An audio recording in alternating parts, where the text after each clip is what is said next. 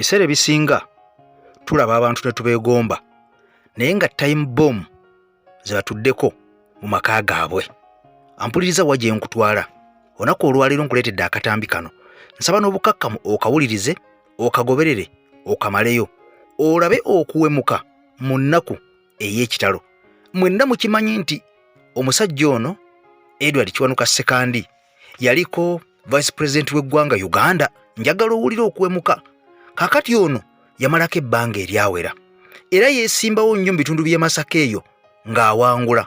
Mpaka recently lwamukubya akalulu n'enkoona n'enywa. Kati mu mbeera eno ono bwe yagobwa ku bwa Vice President nga bw'omanyi Mwami Museveni akoose ebbanga lyakosezza n'amaana akuteeka ebbali. Nakkolera akatambi naye nkubulira obutitimbe n'obutitimbe bwa ssente ono bwe bamumalirako wadde nga yawummula ebyokubeera Vice President yabivaako dda. Kati mu mbeera eno laba ajja agwako omuswiba n'ajja afiirwa omwanawe omu gw'alina bw'ati. Kati nkuleetedde ebigambo ogenda kubeera ng'obiwulira era ogenda kakasa mukwano gwange ampuliza nti ffenna abali mu struggle tukaaba amaziga, tulaajana, bannaffe basibiddwa, bannaffe bafudde, naye nga ampuliza na bano abasajja tebagenda gobolola, tebena kye bagenda kufunamu okuviira ddala ku Mwami Museveni. Kansooke nkujje mu katambi kano katono nnyo obubaka buno bwa Pulezidenti waffe Robert Kyagulanyi Ssentamu Mitembo, omulwanyizi w'eddembe babumusindikira. Njagala mbwongereyo paka lwe bunaamutuukako. Kati bwe nkujjayo nkutwale mu mboozi gye nkugambye n'enkambwe era eyeewunyisizza bannayuganda bonna oba oliawo ne bakwata ku mutwe. Nze Eke Master emabega w'omuzindaalo natuddeera naye nga jjukira tutambula ne Haji Miti omusomi w'edduwa. Genda mu maka ge akusomera edduwa. Nkiddamu bw'oba oyagala kusomera edduwa genda ewuwe gy'aba akusomerera edduwa. Ennamba zizasembeyo 15 ampuliriza. Nsimbudde kanve mu katambi ka President ate nkomewo nkuwa ebigambo ebikuuno. Gene maaso omuwanguzi w'eddembe amanyiddwa nga Kyagulanyi Ssentamu Bobi Wine. Kayimba kano nkamuweereza mutongole President Maama gawalattana mu nkoola tubatukutte tuligazimira obusiisira baligidde embonaabona lwagitunneebuza baligidde embonyabonyani waliwo ebintu by'ekikabi byenjagala njatule nfune n'enkuba nnyamba ate nga bwe ntegereza omusika bannange sekuwanga nzikire ekisooka njogeza lukonkomo kakubange abo babamukwina batete bandibadde batuwagira mu nsonga zaffe mpozi n'okuwabuleka ate nga bwe ntegereza emyaka kiba mitono okubalya bakasukubuka nenjo okuleka golope weddate nakusemakula yafiira ku ggwanga oyombya mbusabusa bwentonto bayasiyambikira yamanna nyakufakwera teyategeba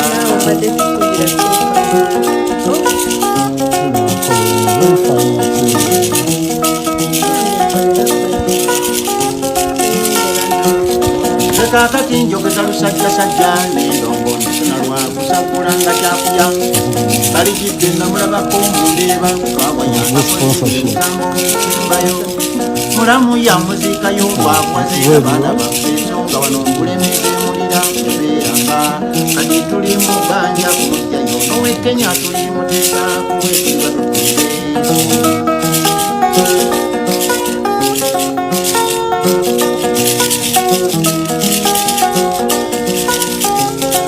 Sabula wabekika njagala muwulirize kirango kyange era njagala tokuma. Obubaka bwa Pulezidenti waffe na buli munnakisa kinnoomu ali mu struggle. Kati mu mbeera eno nga bw'omanyi nti Mukama Katonda talya paani, Mukama Katonda talya azaamanya. Bannaffe bangi abali mu struggle batufuddeko, bangi basigazza ebisago, abamu baabula dda, abalala baasibwa mu makomera na guno gwaka tebaweebwanga beyiro era tebavangayo. Kati mu mbeera eno mukwano gwange ampuliza njagala olabe ebigambo bino gye byatandikira kubanga njagala nkukolera akatambi kano ngenda okukamaliriza ng'otegedde ekinyusi kya vidiyo eno. Lwaki nkuleetedde ebigambo bino nti Mwami Ssekandi aswaluse n'aswaluka n'awemuka ate mu nnaku ey'ekitalo wakati mu kufiirwa mutabani we gw'abadde alina. Naye njagala ojjukira ebigambo bino. Twali mu kampeyini 2020 bannaffe omu yakutomerwa emmotoka ya poliisi Frank Senteza n'afiirawo. Sagala mwerabire. njagala ojjukira akatambi kano kakati ate mu mbeera y'emu olunaku lwe lumu Ashraf Kasirye yakubwa ekintu ekyali kimanyiddwa nga essasi ekyantu ekyali kiringa essasi ku mutwe Erwengo mu disitulikiti y'Erwengo ampuliriza ono naye Katonda yazza bibye kati sookulaba akatambi kano bwe nkujjayo nkutwale mu vidiyo eri gye nkugambye enkambwe naye okimanye Mukama Katonda tali azaamaanya Mukama Katonda tali apaani ku ssaawa nga 8:00 ezigwamu mmotoka eno etuuse ku ddwaliro e Rubaga nga mulimu omuntu alabika okuba nga abadde mu mbeera mbi ddala.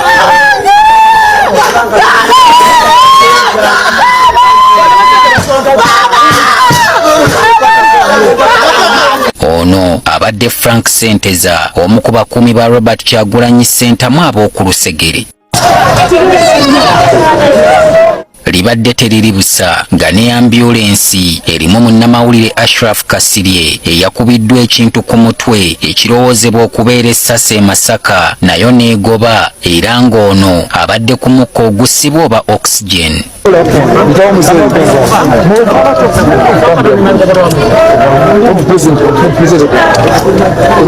Kasirye ye mulwadde yekka eyabadde asuubirwa okuva e Masaka era nga ne mukyala wa Kyagulanyi Barbara Itungo yabaddewo okumulindirira.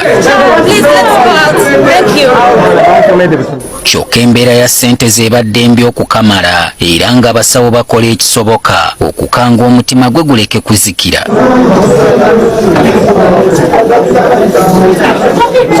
Kyokka ssente z'essaawa y'envannyuma eringa eyabadde yatuuse dda bw'atyo n'akutukira ddala. Gabadde maziga na biwoobe ng'ab'emikwano balumiriza nti ono atomeddwa mmotoka y'amagye ku nkulungo e Busega mu ngeri ya bugenderevu. Yamukubye n'agwa bakudde ne bamulinnya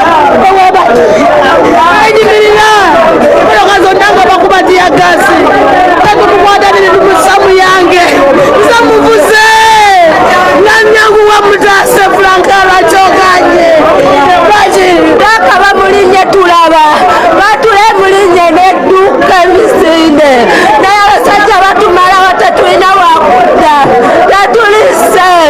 Omukyalo ono amaziga tegamumalidde kwe kufuluma n'atandika okugajambula abajaasi ababadde wabweru w'eddwaliro bamunnyonnyole yabawola emitima egitasaasira.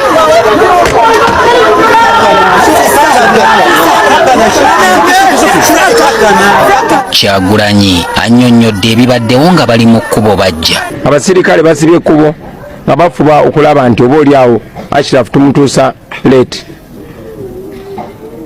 Kyanaku nnyo muganda waffe afudde. Njagala obbasaba manyi kibaluma manyi ffenna kitutta munda mubeere bagumu ne bw'oba toli mugumu wakiri pretending nti oli mugumu. Ono akikkaatiriza nti bye bakola tebimenya mateeka. Olunaku lujja kukya twenyumirize mu bye tukola kubanga si bikyamu baganda bange tetuli bakyamu. Ebigambo bya Bobi Wine ebisembyeyo bimenye bangi emitima kubanga naye kennyini amaziga gamuyiseemu. Munsaasire nze baganda bange simanyi bwenyinza kunnyonnyola abazadde b'abaana abo. Simanyi buli omu agumye munne abaana abo mubakwateko mumuhaginge munyweze fenna twesibe ekimyu buli omu agumire ku munne.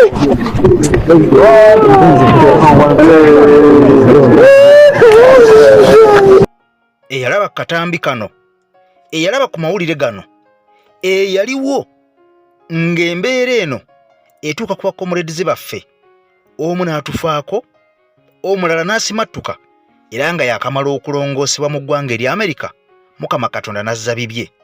Njagala okimanye nti abasajja bano babadde mu buyinza nga beeyagala balina abaana baabwe naye ng'abaana basiiba mu myenge basula mu myenge. Wuliriza, basiiba mu myenge basula mu myenge.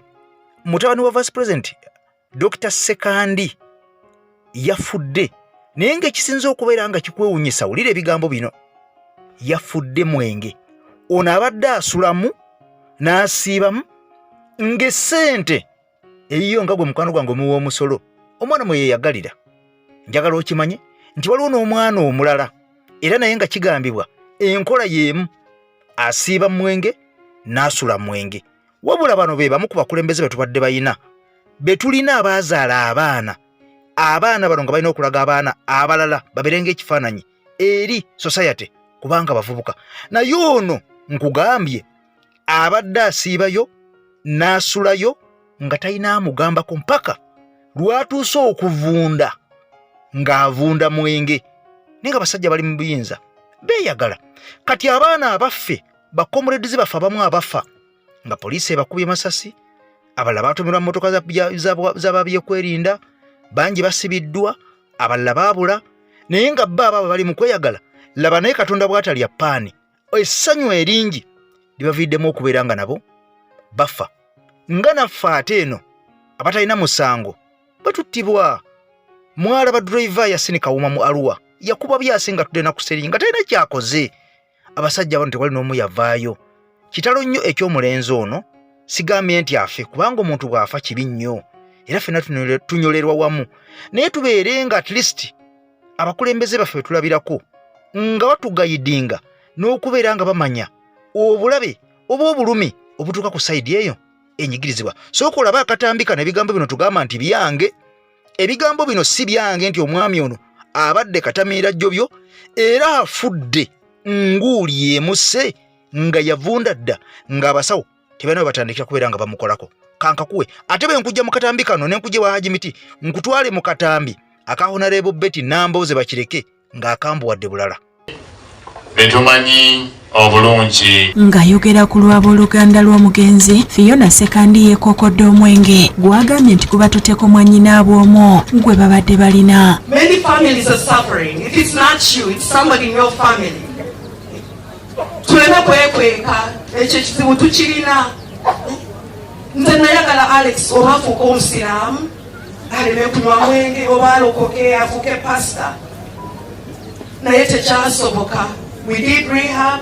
Bw'oba ng'onywa omwenge buli lunaku, you are abusing alcohol. Asabye gavumenti eyambe eggwanga ku kizibu kino era ne bategeeza nti bagenda kussaawo ekifo ekibudaabuda abatamiivu mu ngeri ey'okumujjukira. Mutuyambe. If possible, we should open up one foundation in honor of Alex. Kulwanisa obutamiivu. Victoria Ssekandi mu bubaka bwa kitaabwe atottodde engeri mwannyinaabwe gy'akoseddwamu mu kabanga akatono nga n'ebitundu by'omubiri eby'omunda bibadde byonoonese. Batandika omujjanjaba ebyembi ng'olubuto lwafuuka inflamed ng'abakaza institute cannot even go ahead to do anything paka nga inflammation esse gye twamaliranga ate ne kidney kati zifudde zirina obuzibu ne bamuteekamu ICU nga kidney egaanye. Wayitawo akaseera katono kidney we yalinga eddamu okukola ate liver n'ebeera nga ndooza yali tesobola kutwala the medication gye baali bamuwenye. Nakuwa ensonga ku AKTV nti amawulire nga gano tukuleetera obutambi obwabo bennyini aboogedde ebigambo mu kamwa kaabwe n'obeewulirira n'obeerabirako kubanga abasinga baagambanga tuleeta propaganda y'ensonga lwaki twakyusaamu ku AKTV ne tubeera nga tukuwa obutambi obeere ng'ofuna amawulire gennyini okuva mu kamwa kw'oli abeera agoogedde. Kitalo nnyo, kitalo ddala ekya mutabani wa vice president eyaliko vice president. Naye nga njagala kino kibeere kyakuyiga nti ne bwe weeyagala abaana bo nga bo beeyagala ampuliriza tewali atagenda kufa naye ffenna tufe at least ng'ofiidde mu kkubo eriyamba ensi yo okubaako weetuuse oba oli awo n'omwana wo n'omuzzukulu wo yeeyagalire mu nsi ye kubanga kuno kwe kwaffe tetulina walala we tugenda kubeera nga tudda. Mukwano gwange gwe angoberera ku AKTV kati n'obuwombefu kusavire nesooka ogimpeera ekigalo ompyo subscribinge ku mukutu gwaffe tutambule ffenna mu mwaka waffe. Kankutwale mu katambi ka Honorable Betty Nambooze. Akatambi ka Honorable Betty Nambooze kano nako kakuleetedde kakambwe era nkusaba vidiyo eno ogimaleyo akatambi kano nako okawulirize kubanga ono buli lwayogera ogenda kwewuunya ate ebigambo byaleese. Nze Eke Masimabwa w'omuzindaalo nsaba Mukama Katonda akumpeera ebirungi bikira obugulugongolo. I sign out for now. Tukwatagane mu wakaddako kankulekeremu Honorable Betty Nambooze nga tuvudde wa Haji Miti. Nze Ajimiti omusomi w'ekitabo era omusomi w'edduwa nkozesa kyoto kino ekyoto kino kiba kitagombolola lwaleero ku kyoto kuno kunyambira abantu bange buli muntu yenna alina ekizibu kye ojja ku kyoto kino n'osuulawo akabaani nenkusabira buli alina ekizibu naddala mu abali e Bulaaya nompereza amannya naye nga suula mu kyoto kino nenkusembera edduwa nenkujjako ebizibu n'ebiba bikusumbuye walemererwa mirimu ki ddala mu abali e Bulaaya abali mu nsi muno mu Uganda abalemeddwa okufuna visa nga ntegeeza eri abaana Adamu nenkozesa nkofu ku kyoto kuno bamala okusindika enkofu eyo negenda ebanja amabanja ge bakubanjiza gonna gwe yalema okufuna okuweebwa Ajimiti nkozesa amazzi ku nnyanja kuno kumulengera ku mazzi wano Ajimiti nga bwenyimidde olwaleero ngokumasira abaana Adamu bompereza ebiwandiiko byonna bye bompereza ng'oli e Bulaaya mbikwata nembizinga ne mwandika kapapula nembisula mu nnyanja nensaba Allah gwensinza asumulule ebyo byeba bikulemeredde awa visa agifuna alemedde ofuna omusajja omulungi amufuna sangeba ku namba 0752871515 gowera Luganda kulwogera ne kusomera abaana bagireyo emiggo bakube okwogera Oluganda ojulidde gaana okulufuula olulimi olukulu pulezidenti bw'agenda ku mikolo yeefuule mbu talumanya ayogere Luzungu ne mu constitution wandiikamu nti olulimi lwa Uganda olukulu Luzungu eggulo ekintu kino ngenda kyogera ne ku palamenti neewuunyeza bulijjo bagamba nti ababaka ba palamenti bamanyi Luganda tuteese mu Luzungu naye ate bwe babateereddeeko akatambi kazaake ng'ayogera mu Luganda bonna besansabaze ne bagamba nti amazaake nga yavumye nnyo kinyamatama lwaki tebasoose gamba muleete omutaputa for the first time palamenti yateesezza mu Luganda nga tewaliwo muvunuzi bagambye bye bino ebigambo zaake bye yavumaani kinyamatama ne babipuleyinga mu luki mu Luganda tewabaddewo kaseera we bagambye nti musiriikirireemu tubivuunule tubize mu Luzungu mubitegeere tuleete omukugu emakerere nga bwe bakola mu birala bw'otwala ekiwandiiko ky'Oluganda mu kooti bagamba kitwalire omukugu emakerere akize mu Luzungu kooti eryoka ekitegeere bw'oba olina ekiwandiiko ky'osoma mu palamenti mu Luganda bagamba kitwale emakerere omukugu w'ennimi amala okizza mu Luzungu palamenti eryoka ekikola ekitegeere naye olunaku lwajjo omanyi bagamba weewalanga nnyo okwogera ng'olina obusungu bukoza abantu ensobi bulijjo bannayuganda abeefuula nti tebamanyi Luganda ate kale Mukama Katonda akumpira ebirungi ebikira obugulu bw'eggongolo asana out for now tukolagane mu wakaddako bye bye akatuwagira omukasale tekirangane kipya yataddeko epayizi wondogo olwokusoma kwa bangi bakikwotadde ku stage live 2 ku kilabo brigato okuyingira emitwalo 2 JP emitwalo 5 emeeza ya mitwalo 3 kyawandiikibwa nakitanda kereya nekitendekebwa kinene Yusufu tushuwa abazanyi ba live ku stage Professor Vikita Kaweke Monica William Emily Nazala Detective Benny Julius Keriki Kasi Hola Bishero Togolia kazi monna Chimu Sofia Panementewo Kitwako Aruna Muliro Beribata Wamulangira Suna ne Finance Bandi Umulangira November Kusekawa Mote